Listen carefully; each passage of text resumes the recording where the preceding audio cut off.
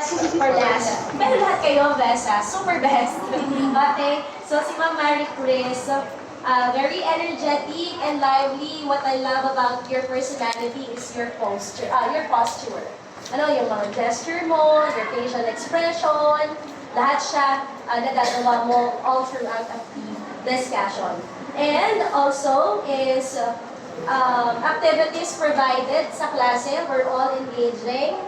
Lalo na your topic is Pythagorean theorem, a squared plus b squared plus c squared. So medyo mahirap-hirap siya. And sabi nga ni Ma'am Sister, na-simplify mo siya. No? Very good ka doon.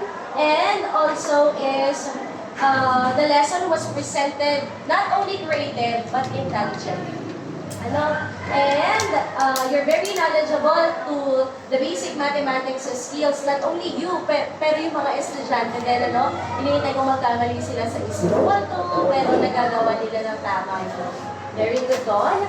And also is, ikaw lang yung may rubrics na na-present at pinakita yung grades. Ano, pinakita mo kung sino ang nanalo, you have evaluated the presentation, the group presentation ng mga estudyanteng nag-perform. Very good ka doon. And spectacular reflection. Talaga namang napaka-poetic ng iyong dating. Okay, now for my recommendation, you should be able to lead during the unexpected situations. Kasi kanina, di ba, hindi gumagana yung integration mo ng ICT. So at least, gumawa tayo ng paraan kung paano ma-entertain at hindi naghihintay si estudyante para hanggang maayos yung iyong ICT. Okay? Pero natapos mo naman siya ng maganda. Okay? And also is, students should be the one who will explain their answer dun sa e-color game before giving your own. Okay? Dapat, paano ba nila na-determine na ang sagot is 16? Paano ba nila na-determine na ang sagot is 2? Okay? At least. And also is,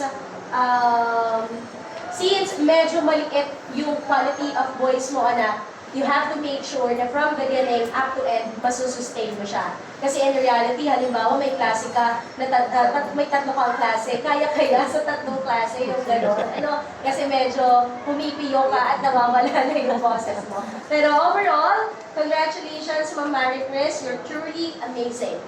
But please, be teachable. Kasi minsan ang problema natin sa magaling, nakakalimutan nila sa sarili nila na kailangan pa rin nilang matuto. Okay? So, do not stop improving yourself and craving for another opportunity to learn. Okay?